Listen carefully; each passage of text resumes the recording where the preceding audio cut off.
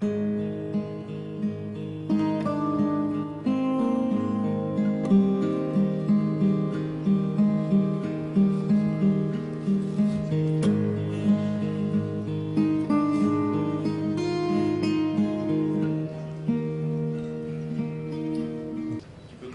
je crois que nous sommes victimes de notre succès. Vous allez voir arriver petit à petit de nouveaux participants. Je vous souhaite à tous la bienvenue, mes chers compatriotes. Merci d'être venus pour ces États généraux qui seront peut-être suivis d'autres États généraux de l'indépendance, organisés sous l'égide de cette revue à laquelle il est évident que vous êtes tous abonnés, qui s'appelle les Cahiers de l'indépendance, qui se veut la matrice d'une nouvelle génération politique qui est ouverte aux patriotes de tous les horizons. Donc j'espère qu'elle se développera au fur et à mesure que vous la soutiendrez. Merci pour cela aussi, merci pour le soutien que vous accordez à notre cahier. Nous allons commencer tout de suite par un gros morceau, si je puis dire.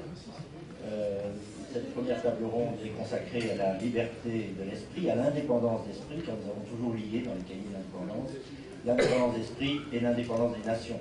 Défendre l'indépendance des nations, aujourd'hui, c'est défendre l'indépendance d'esprit. Et défendre l'indépendance d'esprit, c'est défendre l'indépendance des nations. La première table ronde, donc, est consacrée à l'indépendance d'esprit. Et tout naturellement, nous avons demandé à Éric Zemmour, que l'on ne présente pas, parce qu'il a ici autant d'admirateurs qu'il en a un peu partout dans toutes les villes de France. Chaque fois que je rencontre Éric, il est accaparé par la ferveur populaire. Je lui passe la parole tout de suite, mon cher Éric. Et en fait, qu'est-ce que c'était cette contre-culture? C'était un combat contre ce qu'on a appelé en France le roman national. Et si vous voulez,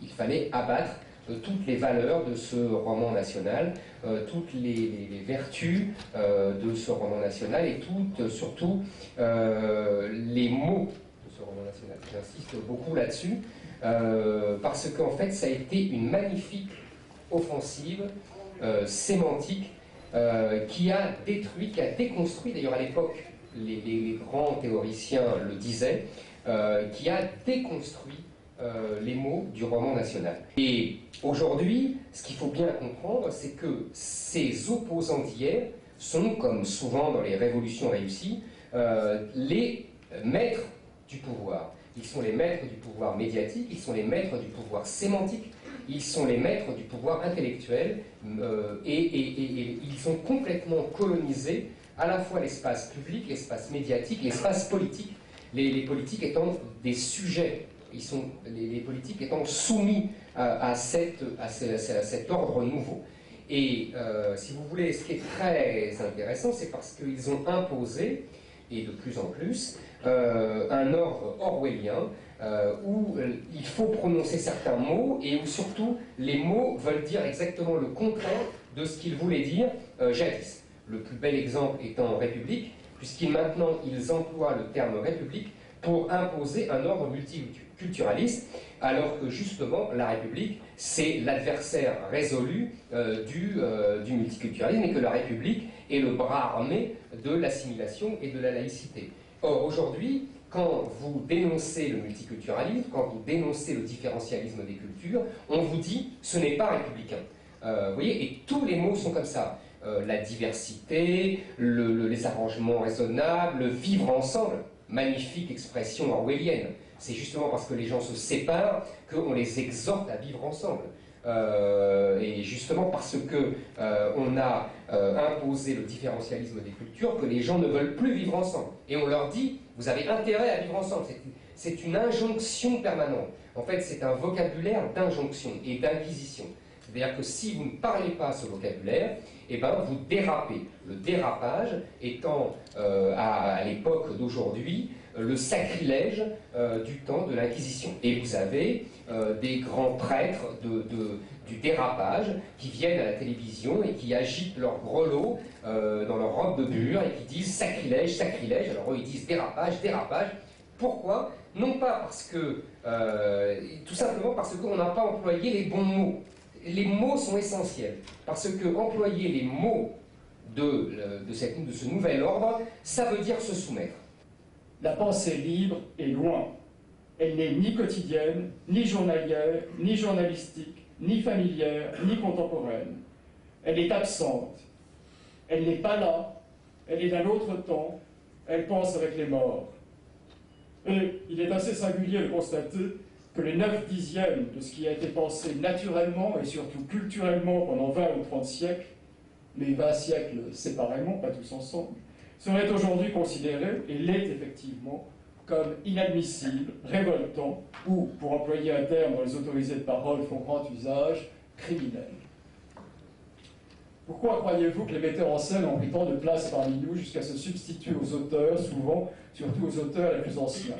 Que ce soit du XVIe siècle ou de l'Angleterre, de l'Antiquité ou du Japon, la pensée nous arrive traduite, et doublement traduite, si ce n'est davantage. On le voit bien même avec les auteurs contemporains étrangers qui parlent à la radio dans une langue qu'on se trouve comprendre soi-même.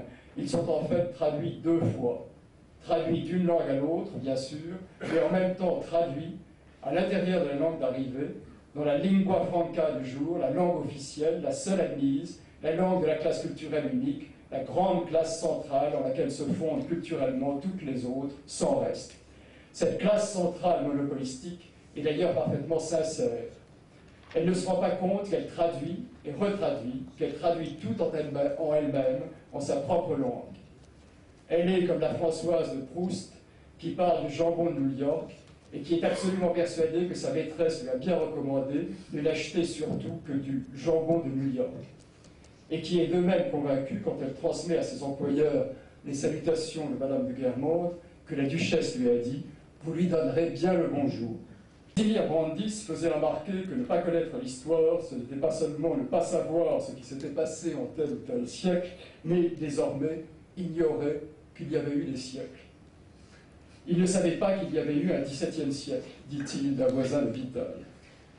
Ne pas connaître la langue, ce n'est pas seulement faire des fautes de syntaxe, c'est ignorer qu'il y a une syntaxe, ne pas vouloir le savoir. Or, le phénomène ne touche plus seulement ceux qui traditionnellement parlaient mal, il affecte aussi ceux qui traditionnellement parlaient bien, les professeurs, justement, les intellectuels, les journalistes, les hommes politiques. J'ai été nommé en 1994 par Philippe Seguin au Conseil de politique monétaire et un des gros points, un des points extrêmement importants qui avait été mis en avance pour les membres du Conseil de politique monétaire, c'était leur indépendance d'esprit. Je ne vous raconterai pas la totalité des discussions byzantines sur ce que représentait l'indépendance des membres du Conseil.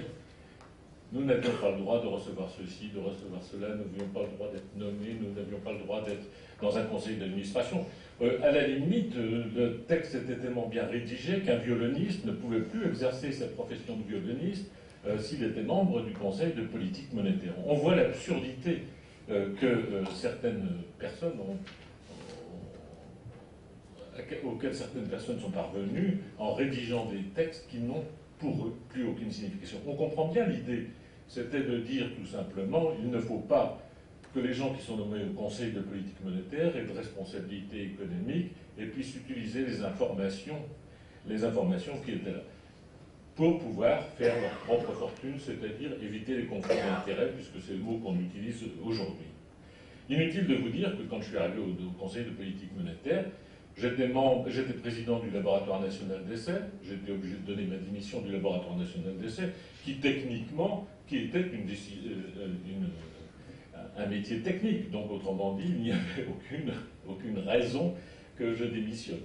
La deuxième, c'est que j'étais obligé d'abandonner aussi la société d'édition des belles lettres, dont j'étais administrateur, puisque le président, qui s'appelait Michel Desgrands, m'avait demandé de l'aider à remonter cette opération. Donc vous voyez, on arrive pour des concepts d'indépendance dont on comprend tout à fait la justification, on arrive à des situations, à vouloir les régler par des textes, on arrive à des situations qui sont complètement idiotes. Complètement idiotes, d'autant plus que, même si les gens sont devenus, je me suis aperçu au sein du Conseil lui-même, que, au-delà de l'indépendance formelle qui était prévue par les textes, il y avait l'indépendance réelle.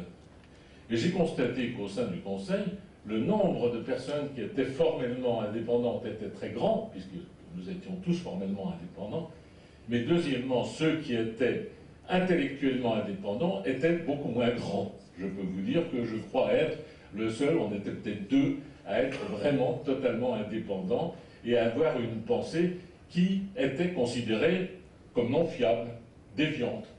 Alors qu'est-ce que l'indépendance d'esprit, mesdames et messieurs? C'est la question à laquelle on me demande d'apporter sinon une réponse, du moins quelques éléments de réponse, voire de questionnement, car le questionnement est, me semble-t-il, à la base de l'indépendance d'esprit. Une première réponse à votre question est donc le questionnement. Alors l'éternel questionnement pour les éternels étudiants que nous sommes, ou devrions être, est la source première de l'indépendance d'esprit. Quiconque cesse de se questionner, de se remettre en question, ne peut prétendre être indépendant d'esprit. Le questionnement, c'est l'ouverture au monde, l'ouverture d'esprit, c'est le premier pas vers une tentative de compréhension du monde tel qu'il est. L'idéologie est le contraire de l'indépendance d'esprit, car au lieu de poser des questions, elle apporte des réponses. Il convient donc de s'en méfier, tout en se méfiant de sa méfiance envers elle. Car l'indépendance d'esprit signifie également avoir du recul par rapport à sa propre action, à sa propre condition et à sa propre idéologie. Si j'ai conscience d'appartenir à un camp idéologique, alors je dois avoir également conscience que ma grille de lecture formate et façonne le monde en conséquence, mais que le monde ne s'y réduit pas. L'indépendance d'esprit nous oblige à l'éclectisme, c'est-à-dire à prendre connaissance d'un maximum d'arguments pour pouvoir nous forger notre propre jugement. Et ce jugement doit être à la fois solidement ancré dans le présent et fermement ouvert aux changements futurs, en fonction d'apports nouveaux qui seraient susceptibles de remettre en question ces certitudes. L'être qui se veut indépendant d'esprit doit être un arbre enraciné, capable de prendre ses racines avec lui et de les déplacer s'il apprend qu'un bûcheron veut lui couper le tronc. C'est une question de survie, et la supériorité de l'homme sur l'arbre, c'est qu'il peut à la fois être enraciné et mobile, à la fois sédentaire et nomade. La lutte contre l'islamisation est l'axe fondateur de cette résistance parce qu'elle est la conséquence la plus flagrante et la plus tangible de la démission de nos élites, et parce qu'elle permet de réunir des Français de tous horizons autour de valeurs qui sont à l'opposé de celles de l'islam, et qui sont principalement la liberté d'expression, la laïcité, l'égalité homme-femme, la liberté de conscience, l'égalité en droit, le respect de la diversité, sans oublier le sujet de cette conférence, l'indépendance d'esprit, bien sûr. Bref, tout ce qui fait notre identité et qui n'est pas négociable, et que nombre de Français musulmans partagent d'ailleurs, et c'est tant mieux. Je me reconnais dans ce que vous dites sur certains points, je ne suis pas totalement d'accord sur un point. Notamment, quand vous dites l'islamisation, je dis attention, ne rentrez pas dans une guerre de civilisation qui est le piège que nous tendent justement les intégristes islamistes. Donc, que l'on combatte l'intégrisme islamiste, comme on peut combattre tous les intégrismes, oui. Que l'on assimile tous les musulmans de France à cet intégrisme, je pense que c'est une faute qui ne mènera à rien qu'à nous exclure complètement et à entraîner le peuple français dans de graves dommages. Donc, je pense que vous vouliez dire intégriste islamiste, ou alors vous l'assumez, mais moi je ne le partage pas, ce qui est tout à fait normal, parce que c'est justement cet échange qui, je pense, est important. Mais je crois qu'on doit être extrêmement vigilant à la fois sur tout débordement, mais en même temps ne pas sombrer dans un choc de civilisation qui ferait le jeu de ceux qui nous y précipitent. En tout cas, c'est ma position personnelle. Et qui n'engage rien de tout petit mot, Nicolas. Je suis comme toi et Beaumarchais, je pense que même quand on n'est pas d'accord avec, sur tous les points avec un interlocuteur, on doit se battre pour qu'il puisse s'exprimer. C'est une phrase de Beaumarchais, je ne suis pas d'accord avec vous, mais je me battrai tout à fait ici. En tous les cas, il y a un point sur le choc des civilisations, je complète ce que tu viens de dire, Nicolas, qui est assez important. Non seulement c'est un piège que nous tend l'islamisme, mais c'est aussi un piège que nous tend l'atlantisme. Et je crois que la théorie du choc des civilisations est d'abord le reflet de la colonisation des esprits par les États-Unis d'Amérique. Je crois que l'idéologie à laquelle nous avons affaire est d'un type nouveau, sans précédent à bien des égards, mais tout de même qui prolonge les phénomènes idéologiques du passé. Je dirais que l'idéologie qui est nouvelle dans l'histoire, qui n'existe pas jusqu'à la Révolution française, et même la Révolution française, c'était pas la même chose, elle a éclaté au XXe siècle comme une bombe atomique. D'ailleurs, au même moment où il y a eu les bombes atomiques, et vous avez eu deux expériences totalitaires effrayantes qui sont décrites par le célèbre livre de Hannah Arendt, Le système totalitaire, qui a pour moi été une révélation quand j'étais jeune et que j'ai relu récemment, pas pour ça, mais que j'ai relu avec beaucoup d'intérêt. Mais une fois que la bombe a éclaté, vous avez des retombées radioactives. Alors nous sommes un peu dans la période des retombées radioactives du phénomène idéologique. C'est-à-dire que le mode de pensée idéologique, pas la terreur idéologique, est aujourd'hui diffus. il est omniprésent. Il est omniprésent, il est dispersé.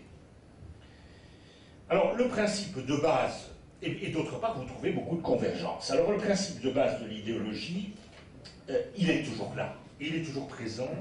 Et quel est ce principe de base? C'est l'esprit de simplification.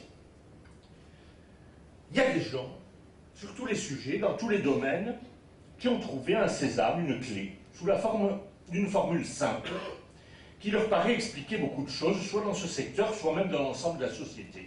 Alors autrefois, il y avait la propriété, c'est le vol. Donc en URSS, on avait supprimé toute propriété.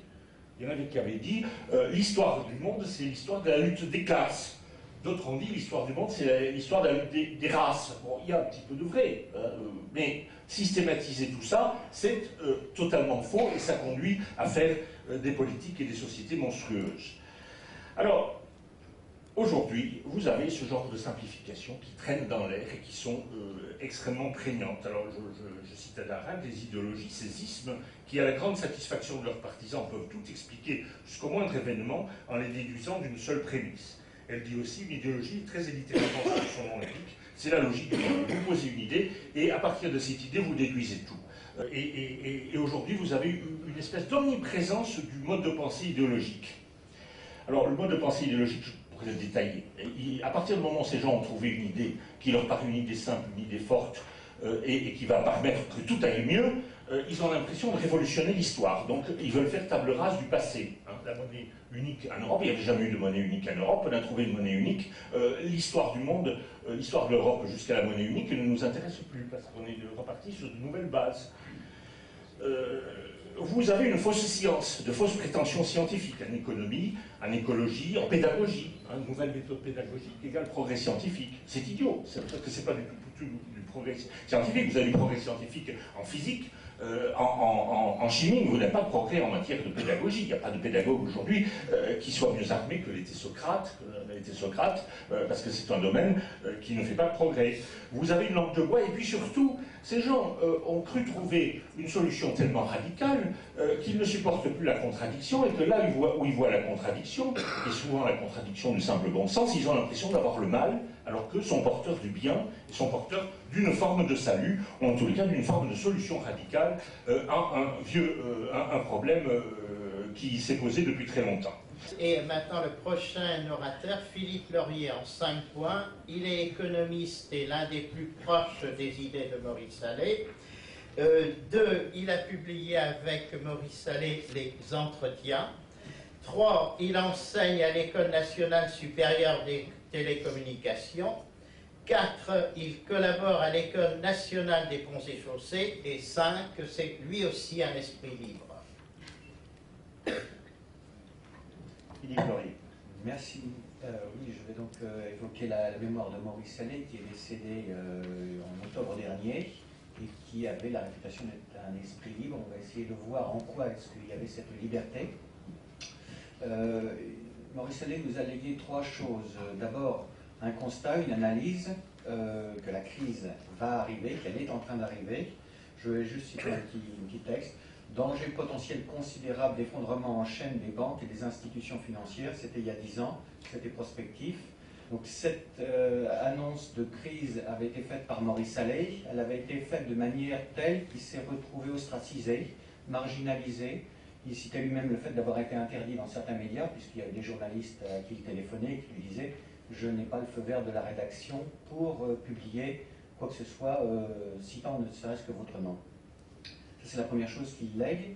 La deuxième chose qu'il lègue, donc, outre cette annonce et cette prévision de crise économique, sont des propositions de réforme bancaire, du commerce international, de la bourse, de la création monétaire, réforme très forte, de rupture, et qui ajoutent probablement au fait qu'il a été ostracisé, puisqu'elles étaient en contradiction, en opposition avec les institutions en place, généralement, qu'il a critiqué assez vertement. Autre élément également qu'il lègue, ça va être une vision optimiste de ce qui peut se passer, puisqu'à travers ces réformes, il indique que ça peut repartir assez rapidement si on modifie substantiellement l'origine du problème. J'hésite à entrer dans cette lutte parce que les banques possèdent un pouvoir exorbitant sur les hommes politiques en particulier. Donc l'indépendance de Maurice Allais n'était pas une indépendance par une ignorance du danger, du problème, des oppositions potentielles. Il l'a mûri, il l'a soupesé, et puis à un moment donné, il propose quand même ces réformes en sachant qu'elles vont créer une opposition. Donc l'indépendance d'esprit est consciente des dangers pour la personne en termes d'accessibilité aux médias, et également consciente des oppositions qui vont avoir lieu dans tous les accès, je dirais, aux institutions, et aux relais habituels d'expression qui peuvent être les académies, etc. Autre élément également qui va nous permettre de comprendre un petit peu comment se structurait l'indépendance d'esprit de Maurice Allais. On imagine souvent que l'indépendance d'esprit, c'est quelqu'un qui va être reclus, un peu ermite, un refus un petit peu du combat. Lui, bien qu'il soit un peu cloîtré à Saint-Cloud pour des motifs simplement de l'État, puisqu'il est mort dans sa 100e année, il avait une permanente envie d'action. On n'a pas arrêté à un seul moment d'imaginer des nouvelles conférences, des lettres envoyées au président, au Premier ministre, au pape également, pour les interpeller sur la crise économique, sur les délocalisations, sur tous ces aspects-là. J'ai oublié de dire un point qui est présent à l'esprit de beaucoup d'entre nous, mais qui est important. Maurice Allais s'est vu interdire la presse, les grands médias, à partir du moment où il a critiqué le système bancaire, ce qui prouve que nous avons beau nous en prendre aux médias, il y a quelqu'un derrière les médias. Il y a un système bancaire qui est le véritable centre du totalitarisme moderne. Et c'est ce qui a eu à Maurice Allais, cet ostracisme, d'autant plus scandaleux, vous ne l'avez pas rappelé, je le dis malgré tout, c'est le seul prix Nobel français d'économie. Le seul prix Nobel français d'économie a été interdit par le système, j'allais dire, non pas médiatico-politique, mais banco-médiatique, si vous voyez ce que je veux dire. Pour conclure donc cette première table ronde sur l'indépendance d'esprit, quelqu'un dont l'indépendance d'esprit est bien connu, qu'il a vissé à l'estomac, un autre écrivain, Alain Pocard, qui est le président du Club des Ronchons. Du Club des Ronchons. Oui, ben, je vous remercie. C'est un honneur que vous me faites de me laisser terminer, mais je ne ferai absolument pas de synthèse. Hein. Et alors, j'ai entendu beaucoup de choses qui m'ont fait chaud au cœur, sauf une. Je suis en total désaccord avec, alors là vous regardez tous et vous dites avec qui, avec Talleyrand. Oui, je trouve que ce qui est exagéré est loin d'être insignifiant. Et je pense à un de mes écrivains préférés qui s'appelle Léon Bloy. Léon Bloy, après l'incendie du bazar de la Charité, qui avait fait un grand nombre de victimes, a écrit d'abord à un ami, puis il a fait paraître cette lettre en article dans son journal local, puis après en recueil d'articles, en livre. Il a écrit « Le nombre peu élevé de victimes tempère ma joie ». Pourquoi a-t-il dit que ça? Eh bien, c'est simplement, il l'explique après, il dit « On a osé accoler le saint nom de charité à celui de bazar. Et loin d'y voir un accident, j'y vois au contraire une manifestation de la justice divine. » Il a d'ailleurs appelé l'article, quand il est paru, pour exaspérer les imbéciles. Et de là, il vient tout naturellement envie, puisque vous avez fait rentrer le loup dans la bergerie aujourd'hui, de faire l'éloge de la censure, de la stimulante, de la vivifiante censure. Il n'est pas d'exemple où la censure n'est pas amenée des hommes, des femmes, enfin des auteurs, des écrivains, de tous, des penseurs, à prendre sur eux-mêmes, à arracher le bâillon. Parce que nous avons tous aujourd'hui en France un bâillon. Mais il faut le reconnaître, nous arrivons quand même, en bougeant les lèvres un peu, nous arrivons à le faire tomber le bâillon. Et donc, la censure, nous ne devons pas en avoir peur, nous devons la prendre à bras-le-corps. D'ailleurs, de la censure naît toujours un travail de qualité. Comment parler de liberté de l'esprit ou d'indépendance d'esprit si on ne donne pas la parole à la salle? Donc on va garder 20 minutes, bien sûr. Hein, on va garder 20 minutes. Voilà. Et je voulais aussi dire à M. Nicolas Dupont-Aignan, concernant le choc des cultures, qu'il a déjà lieu. Il faut aller en Seine-Saint-Denis. J'ai dû y aller habiter 2 ans. Bravo. J'ai dû aller habiter 2 ans alors que j'habite dans le centre de Paris, donc en Seine-Saint-Denis, où je suis née. Et donc le choc des cultures a lieu, je vous assure, c'est déplorable. Et même dans Paris même, allez voir au métro Couronne, c'est catastrophique. Très bien. Nous ne sommes plus dans la laïcité. Mais madame, je n'ai jamais été l'avocat de cela. Non, mais vous avez dit tout à l'heure que dis- nous risquons un choc des cultures. Nous l'avons déjà. Bien évidemment. Mais je vous l'expliquerai là-dessus une autre fois. En tout cas, je suis un élu de banlieue et je peux vous dire que dans ma banlieue, il y a le choc des cultures. Pour autant, je ne veux pas la guerre de religion. Moi non plus, hein, j'ai des amis. Et on peut faire là, c'est pas de respecter, problème. et on peut faire respecter justement la loi républicaine sans pour autant désigner des boucs émissaires pour ne pas tomber dans le piège des intégristes. Voilà, je maintiens. Mais permettez, ne faites pas l'inverse. Ne tombez pas. J'ai encore le droit. C'est insupportable, monsieur Dupont-Aignan. On en a marre. Je suis. On en a marre, monsieur Dupont-Aignan, s'il vous plaît. Eh bien, moi, je vous dis. À la télévision du matin jusqu'au soir, s'il vous plaît. Ne faites pas de moi le bouc émissaire de ce que je ne suis pas. Vous confondez les choses, mais permettez dans cette table ronde que je maintienne ma position. Nous n'avons pas fait et entendu Renaud Camus et tous les autres pour que, immédiatement, dès que quelqu'un dit quelque chose qui ne vous plaît pas, vous l'accabliez. Je pense que nous avons le droit d'échanger et j'ai le droit encore de dire certaines choses. Voilà. Après que vous ne soyez pas d'accord, c'est votre droit, mais laissez-moi au moins la possibilité d'émettre un avis qui n'est peut-être pas le vôtre. Voilà. Mais je suis... Vous êtes au levier du pouvoir. Oh, si j'avais le levier du pouvoir, ça se saurait, malheureusement. Nous sommes dans l'opposition. Mais si vous accablez l'un de ceux qui résistent le plus face à cette pensée unique, alors là, eh bien, c'est mou, monsieur Dupont-Aignan, c'est mou, hein. Je suis de Villeneuve-le-Roi, excusez-moi. J'entends, quand je vous entends parler, j'entends ce que j'entends tous les jours à la radio, à la télévision. Et on est prêts pour entendre la même chose. Je vais demander aux uns et aux autres, d'abord pour une raison technique, de ne pas prendre la parole sans se citer, pour la raison technique suivante, c'est que nous transcrivons dans le prochain cahier d'indépendance tout ce qui se dit ici. Il faut savoir qui le dit. Donc ne prenez pas la parole en désordre, s'il vous plaît. J'aimerais donner la parole au maire de Montfermeil, qui nous fait l'honneur de sa présence, M. Xavier Lemoine.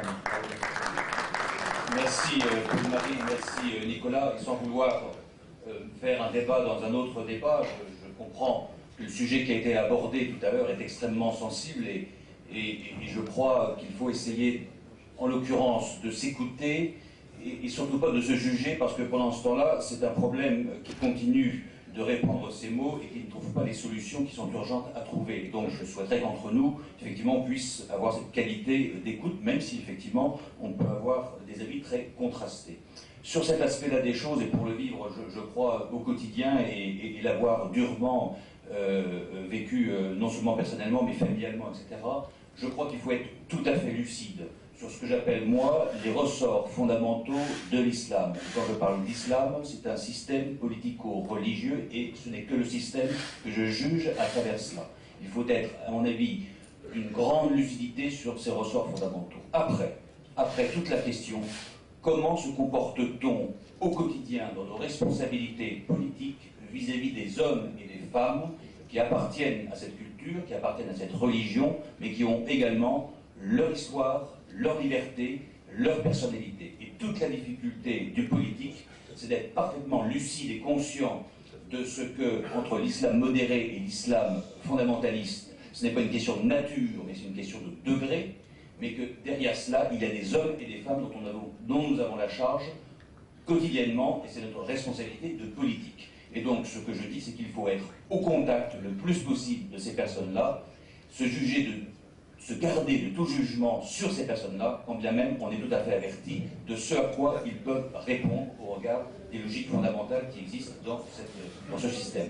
C'est très délicat, on va pas faire un débat, mais c'était l'intervention que je voulais faire tout à l'heure, après ce que j'ai entendu, la petite passe d'armes entre Nicolas et M. Robin.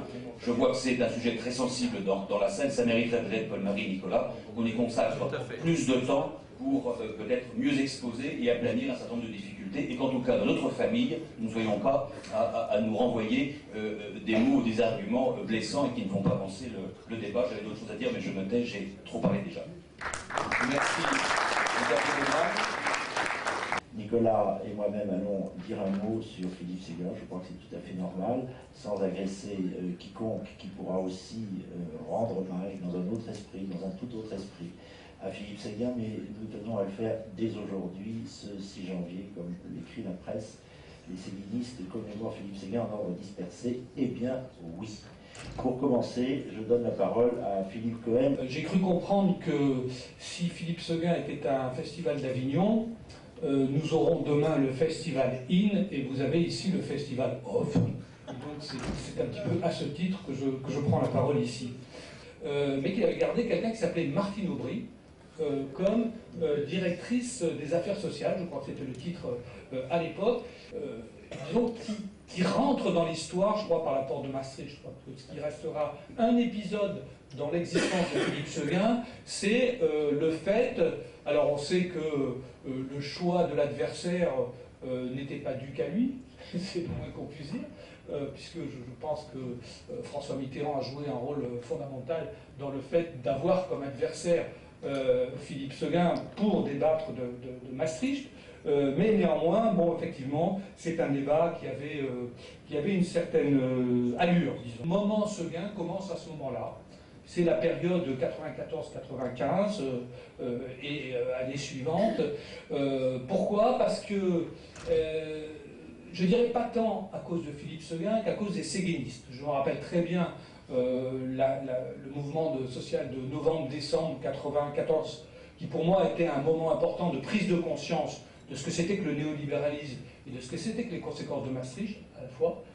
Ce moment-là, nous voyons, nous journalistes, un petit groupe de jeunes qui, visiblement, sont des jeunes, entre guillemets, de droite, mais qui applaudissent les fonctionnaires en grève. Et alors, ça nous paraît être un oxymore, en quelque sorte. On est très étonnés, à l'époque, c'est pas du tout courant. Et quand on s'approche et qu'on demande « mais qui sont ces gens-là ?» Eh bien, on a un garçon avec l'accent du Sud, Jean-Christophe Comor, qui répond « nous sommes des séguinistes ». J'ai bien connu Philippe Séguin, je l'ai vu tous les jours de ma vie, une des périodes les plus intenses de ma vie d'ailleurs. C'était un homme qui était en permanence déchiré. Et cette déchirure, c'est la nôtre aujourd'hui. Je ne peux pas le dire sans émotion. Cette déchirure, c'est celle d'un pays qui se voit progressivement sortir de l'histoire, qui sait ce qu'il faut faire et qui est impuissant à saisir le faire.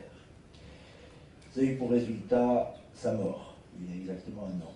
Sa mort par une sorte de suicide qui était ces fameux 3 paquets de cigarettes par jour. C'est caché derrière des volumes de fumée. C'était le symbole d'un drame, ces cigarettes.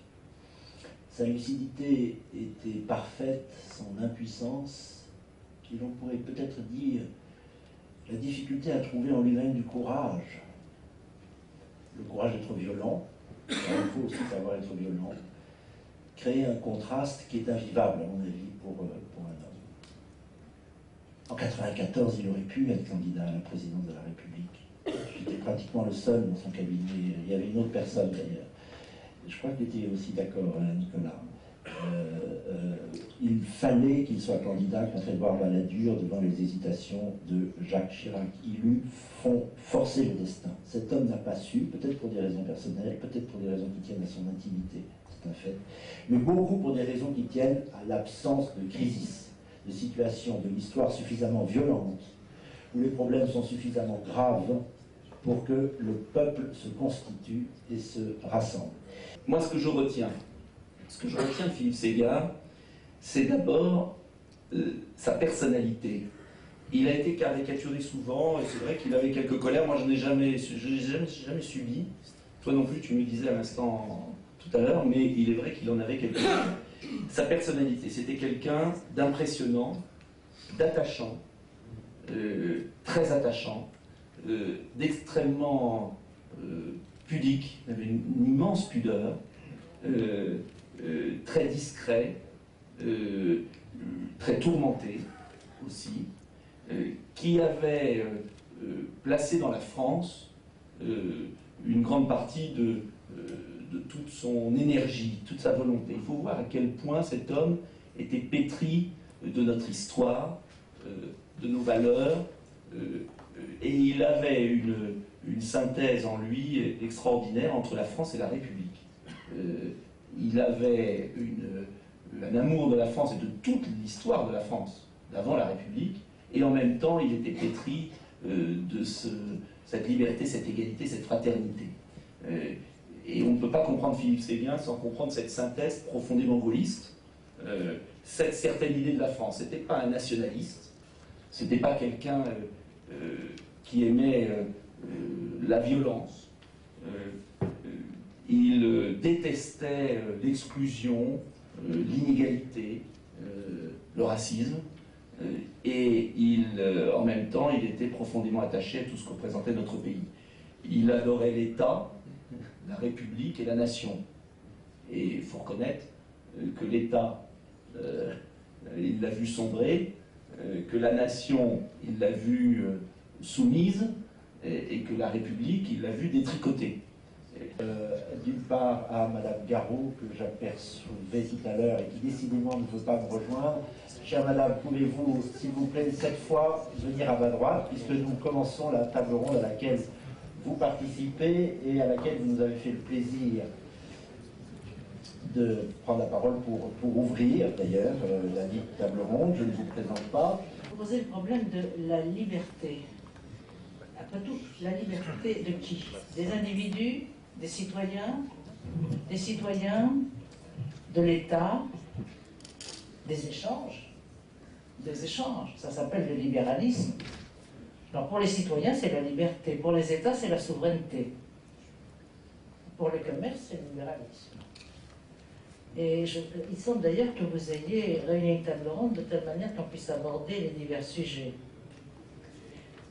D'autant que ce débat se pose de nouveau actuellement.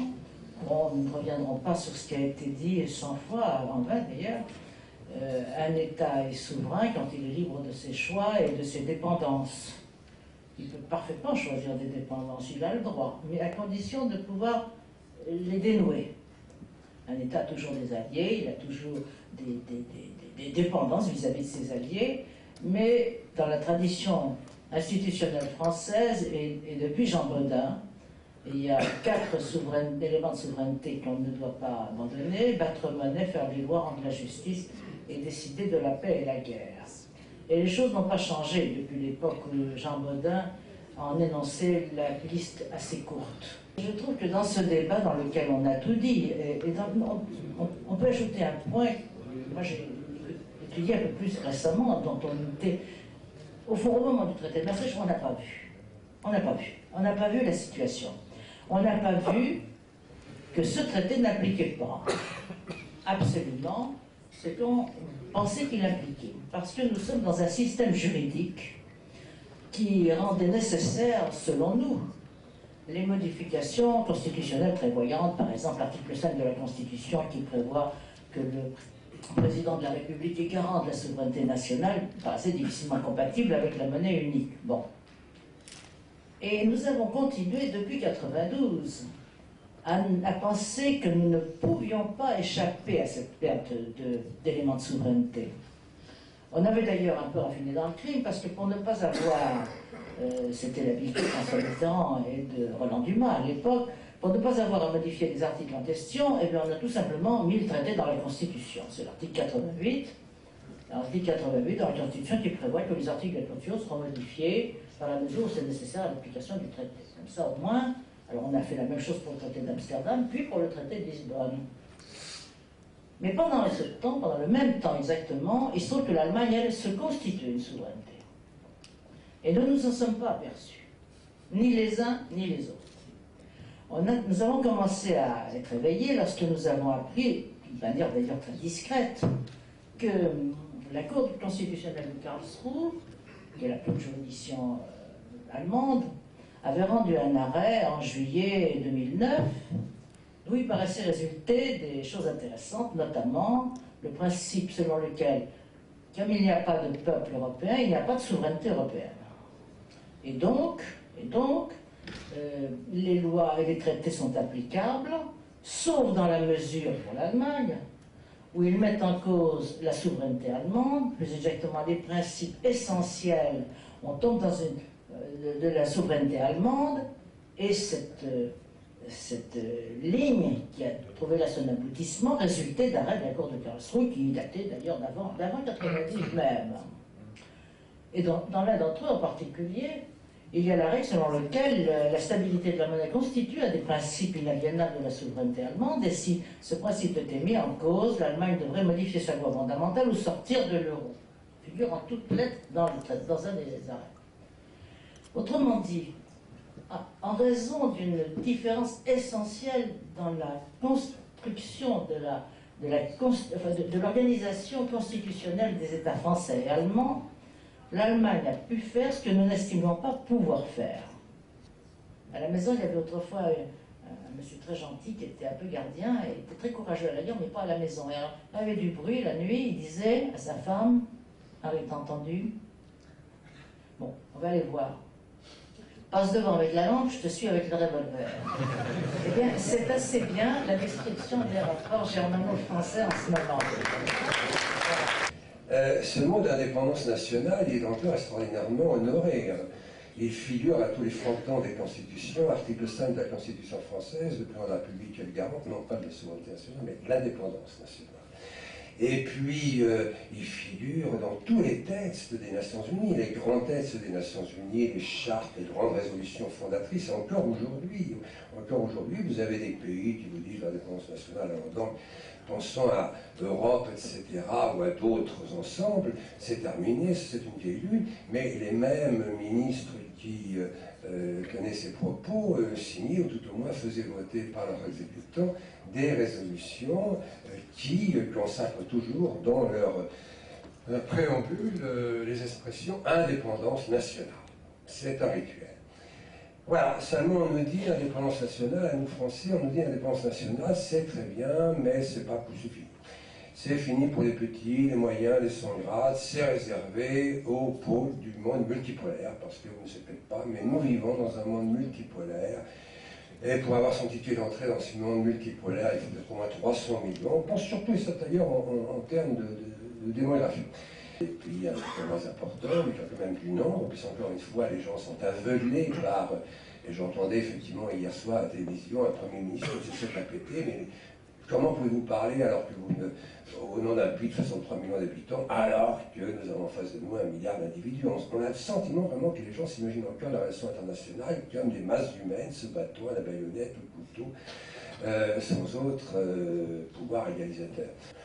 Moyen-Orient, on voit très bien que les petits pays vigoureux existent, c'est évidemment Israël, enfin, et puis aussi en face, eh bien, c'est le mouvement palestinien, peut-être pas l'autorité palestinienne, et puis enfin les formations palestiniennes, ce sont elles qui soumettent les difficultés à régler, et s'efforcent pour certains moments de les régler. Afrique, pensons au rôle du Rwanda, un petit pays qui est singulièrement à l'origine de certaines difficultés, de certains problèmes, par son dynamisme, son ambition vis-à-vis de ses voisins des Grands Lacs, le Rwanda, petit pays. Europe, je pense à Malte, qui se souvient que Malte a été à l'origine de la refonte entière d'un pan quand même considérable de notre droit international, qui est le droit de la mer, qui se souvient que Malte a bloqué à lui seul tous les travaux de la conférence sur la sécurité européenne pendant longtemps. Un tout petit pays, et pensons au rôle qui a fait le plus pour le règlement du conflit israélo-arabe dans les 15 dernières années. Ce n'est certainement pas le quartet et autres efforts européens, américains, etc. C'était la Norvège, petit émirat du Nord pétrolier, mais qui a quand même réussi à organiser la conférence d'Oslo. Des petits pays. Il faut envisager la coordination monétaire, mais de politique indépendante. Il est clair, aujourd'hui, que nous sommes devant un choix qui sera bientôt un choix extrêmement important, et je dirais un choix fondamental pour notre pays et pour l'Europe. Le principe de la monnaie unique appliqué dans les conditions dans lesquelles il a été appliqué depuis 2000, met en cause très profondément la coordination des politiques monétaires. Et ce n'est pas pour rien si aujourd'hui les gens qui défendent à tout prix l'euro agitent la menace d'un retour à des dévaluations compétitives pour l'ensemble des pays européens. C'est vrai, car à travers la politique de l'union économique et monétaire, on a donné le coup de grâce, à mon avis, pour une génération, au principe de la coordination des politiques monétaires. Alors, dans cette situation, il me semble que la seule solution qui soit possible est de continuer à se battre pour une coordination des politiques, mais pour que ces politiques retrouvent l'indépendance nécessaire, sans laquelle elles ne sauraient être légitimes dans leur propre population. Je voulais remercier Jacques Sapir pour cet exposé brillantissime, et je voudrais dire à quel point Jacques Sapir, depuis des années, écrit sur cette question de l'euro, et l'apport qu'il a pour nous tous est essentiel. Parce que c'est en ayant des élus qu'un combat, une victoire telle que celle de 2005 aurait pu avoir une des suites.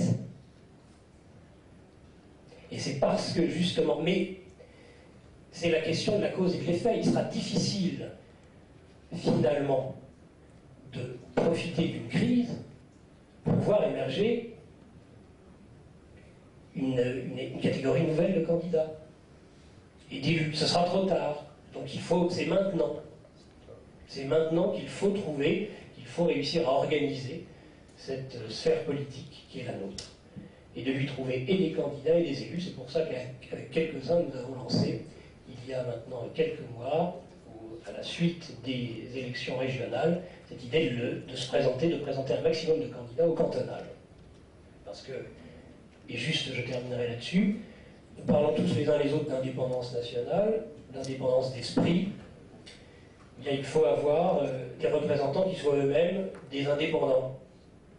Non pas de braves militants, non pas un public, mais des gens qui, dans leur province, qui dans leur canton, qui dans leur circonscription législative demain, qui sur des listes aux élections municipales en 2014, porteront cette parole. Voilà. On ne peut pas avoir d'indépendance nationale sans esprit indépendant. C'est la leçon de cette histoire. La France a joué un rôle moteur dans ce développement de l'État-nation. La monarchie française a été la plus ancienne des monarchies européennes. Et il y a, je le souligne au passage, car ce n'est jamais, à mon sens, suffisamment mis en valeur, une continuité remarquable de l'histoire de France, qui est très bien soulignée dans les trois couleurs du drapeau tricolore. Quand vous dites que le drapeau tricolore est le produit de 1789, ça montre simplement que vous êtes un imbécile et un ignorant. Les trois couleurs du drapeau français, ce sont les trois couleurs fondamentales de la France depuis la nuit des temps. Le bleu, c'est le manteau de Saint-Martin. Le bleu des Mérovingiens repris par les Valois. Le rouge, c'est la couleur des Capétiens directs, la couleur de l'oriflamme. Et le blanc, c'est la dernière des couleurs, celle des Bourbons. Bleu, blanc, rouge, c'était la couleur de la livrée de la maison royale de Louis XIV à Versailles. C'est quelque chose que l'on devrait toujours rappeler. Et donc, la conclusion de tout cela, c'est exactement celle qui vous a été exposée avant, à savoir que ce n'est pas un problème de moyens, c'est d'abord et avant tout un problème de volonté. Est-ce qu'on peut véritablement soutenir qu'en 2010, nous sommes dans une plus mauvaise situation matérielle qu'en 1945 ?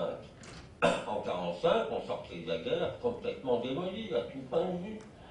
Ça a été le début d'une formidable renaissance, parce qu'il y avait un dynamisme, une volonté. eh bien, à nous de faire preuve de dynamisme et de retrouver cette volonté dont il est vrai, madame, que pour le moment, on cherche vraiment avec beaucoup d'ardeur les traces.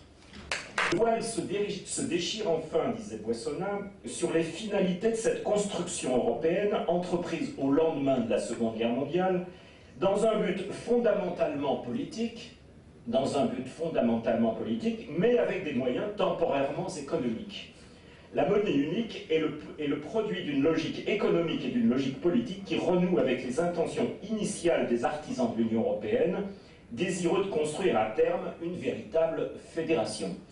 Je pense qu'il faut mesurer toute la portée de cette déclaration qui prend aujourd'hui tout son sens. Alors, juste peut-être un mot pour rappeler Jacques Sapir évoquait la crise, alors celle qui est devant nous, mais celle aussi que nous vivons, et la manière dont les partisans de la monnaie unique se débattent dans leurs propres contradictions. Un économiste assez médiatisé, Daniel Cohen, disait tout récemment, je cite, « Ce qui est vexant est que la zone euro soit devenue le foyer de la crise alors même que la monnaie européenne avait été conçue comme un bouclier contre les déséquilibres monétaires internationaux. » C'est effectivement extrêmement vexant. Et ce qui est intéressant, c'est que dans la même édition du Monde, toutes les références seront dans Bastille, République, Nation, pour ceux que ça intéresse, j'économise du temps en faisant un peu de publicité en même temps. Le Monde titrait, donc ce jour-là, c'était en décembre, le titre, ce qui barrait la page, était « La crise européenne, virgule, grand tabou du débat politique français ». Intéressant. Et il interviewait notamment, enfin il citait notamment François Hollande, qui disait la chose suivante, « Le malaise est d'autant plus grand que les europhiles, nombre desquels il se compte bien entendu, que les europhiles ont mauvaise conscience, le grand argument depuis des années en faveur de l'euro était qu'il nous protégeait, dans le meilleur des cas, dit François Hollande, il nous conduit à l'austérité. » Et le candidat d'ajouter, enfin le candidat à la candidature, d'ajouter assez logiquement, la gauche ne pourra pas promettre beaucoup, on ne lui fait pas dire. Et donc, autrement dit, quand il s'agit de rétablir l'indépendance des nations, il ne faut pas penser seulement à la sortie de l'euro. Il y a tout un tissu maintenant de traités et d'organisations supranationales qui ont totalement changé le modèle des relations internationales. Avant, elles étaient plus ou moins contractuelles. Maintenant, elles sont devenues contraignantes et supranationales.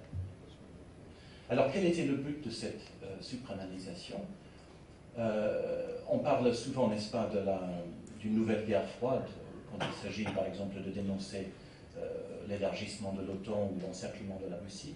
Je crois qu'il y a en effet une guerre froide dans un sens beaucoup plus profond et beaucoup plus insidieux, à savoir une vraie tentative d'idéologiser les relations internationales et de faire de l'idéologie le socle de toute relation internationale.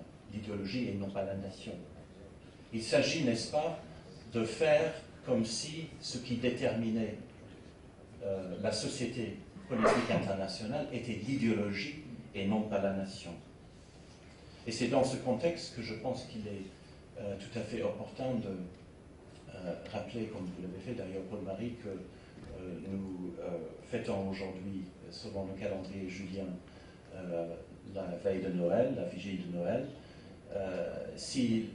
Et d'ailleurs, nous, en Occident, c'est bien évidemment la fête de l'Épiphanie, c'est-à-dire la fin de cette saison. Si Noël nous rappelle une chose, c'est évidemment une naissance. Eh bien, qui dit naissance, dit nation.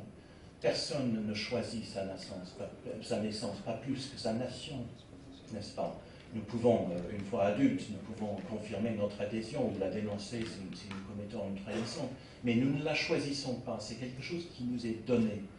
Et les nations du monde sont des données tout aussi indéniables et réelles que les montagnes ou les rivières, que les données géographiques. Donc pour évoluer vers un système international réaliste, il faut bien évidemment commencer avec la réalité. Čuvali demokratski uticaj na procese koji im određuju kvalitet života i nacionalnu sudbinu. L'Europe doit être une union des nations, de peuples européens.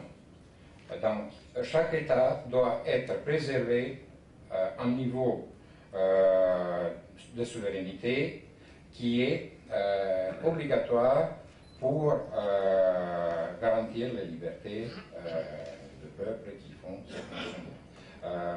et préserver l'influence démocratique sur les processus qui définissent leur qualité de vie et solution nationale. Vojislav Šešelj est la seule personne qui se trouve dans le tribunal international de la Haye pour ce qu'on appelle le délit verbal.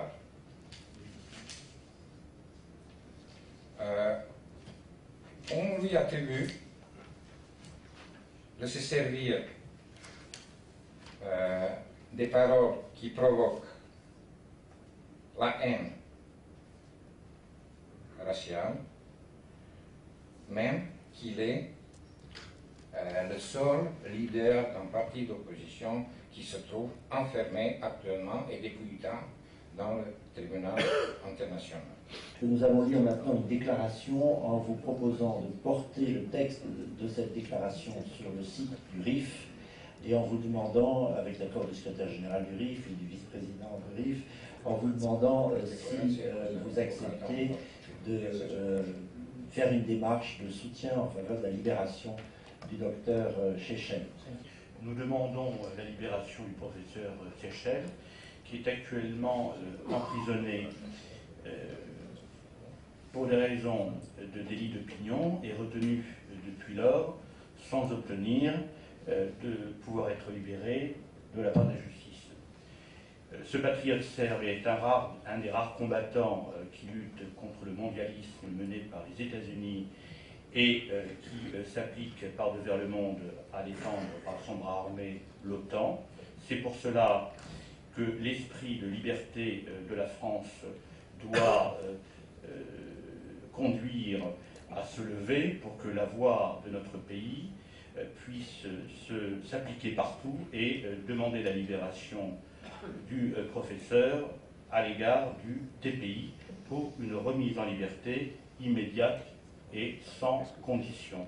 Nous comptons sur vous pour vous joindre massivement à cette pétition et aider le professeur à recouvrer rapidement sa liberté. Merci. Voilà.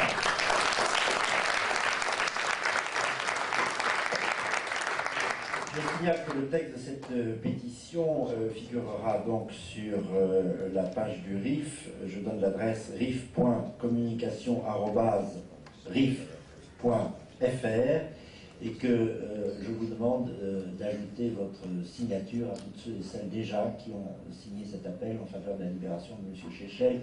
Je dois dire qu'un jour ou l'autre, il faudra arriver à faire un autre texte, c'est-à-dire demander la suppression pure et simple de cette ignominie qui s'appelle le tribunal international, qui se permet d'emprisonner alors même qu'il vient pour témoigner, c'est ce que nous a expliqué M. Todorovic tout à l'heure, il venait simplement pour témoigner, il a été retenu et depuis 2003, depuis 9 ans maintenant, il est 8 ans, il est retenu sans jugement, en prison, à La Haye. Ça se passe en Europe. Et c'est dire si la liberté des nations européennes est en péril. C'est dire aussi s'il a un lien fort entre la Serbie, ce qui est arrivé au peuple serbe, cette ignominieuse destruction d'un peuple qui a commencé dans les années 90, et l'indépendance de l'Europe. Nous luttons pour l'indépendance de l'Europe parce que nous luttons pour l'indépendance des nations. De ce point de vue-là, la Serbie est tout à fait exemplaire. Je voudrais que nous remercions de nouveau nos amis d'avoir accepté en ce soir, veille de Noël, de venir parmi nous, et je vous demande de les applaudir très chaleureusement.